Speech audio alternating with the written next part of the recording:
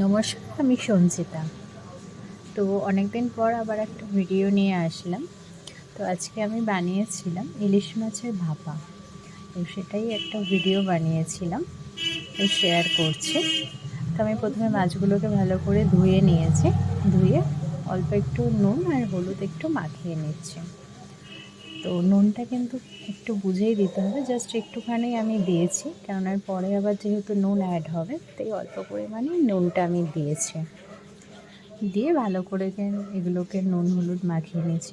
মাছগুলো দেখো পেটে পুরো ডিম ভর্তি রয়েছে, খুব টেস্টও যার জন্য মাছটা হয়েছিল, যেহেতু এতটা ডিম রয়েছে বলে। তো নুন হলুদটা মাখিয়ে আমি রেখে দিয়ে তারপর এদিকে আমি মশলাটা করে নিয়েছি।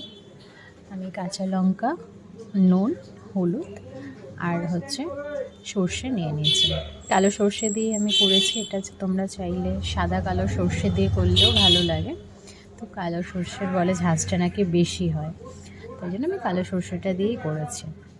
এবার একটা স্টিলের টিফিন বক্স নিয়ে নিয়েছি, নিয়ে মশলাটা দিয়ে দিয়েছি। সর্ষে বাটার যে মশলাটা দিয়ে দিয়েছি। দিয়ে দেখো মাছগুলোকে ভালো করে আমি এপিট ওপিট করে মাখিয়ে নিচ্ছি। এর মধ্যে কিন্তু আবার একটুখানি নুন দিয়েছি, তাই জন্যই প্রথমেই বললাম নুনটা একটু বুঝে শুনে, কারণ মশলা করার সময়তেও আমি দিয়েছিলাম নুন, আবার এখানেও অল্প একটু দিয়েছি। তারপর ওপর থেকে সর্ষের তেল দিয়ে দিয়েছি।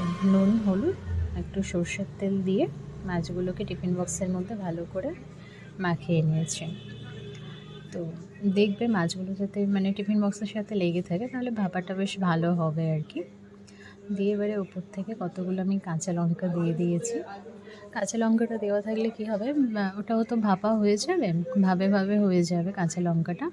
এটার সাথে ভাত দিয়ে খেতে কিন্তু খুব সুন্দর লাগবে। তো তাই জন্য সর্ষের ঝাঁজ তার সাথে কাঁচা লঙ্কার ঝাঁজটা বেশ ভালো লাগবে।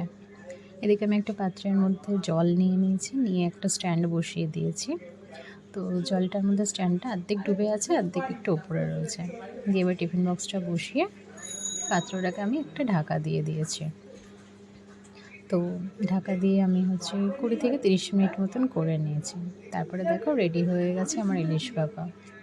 খুব সুন্দরভাবে হয়ে গেছে এটা। এবারে যেহেতু হয়ে গেছে, এবারে নামানোর সময় কিন্তু আমি একটু কাঁচা সর্ষের তেল দিয়ে দিয়েছি, তাহলে বেশ ভালো টেস্ট আসে। সর্ষে বাটার কোনো রান্নাতে বলে নাকি লাস্টে নামানোর সময় একটু কাঁচা সর্ষের তেল দিয়ে দিলে একটু ভালো স্বাদ আসে। সর্ষের তেলের যে স্মেলটা আর সর্ষে বাটার স্মেলটা খুব ভালো আসে, খেতেও ভালো লাগে। এবারে আমি গরম গরম ভাতের সাথে পরিবেশন করে দিচ্ছি। তো এই লঙ্কাগুলোকেও যেহেতু পুরো ভাপা হয়ে গেছে, তার সাথে মাছটাও হয়ে গেছে, টেস্টটা কিন্তু দারুণ হয়েছিল। তোমরা কীরকম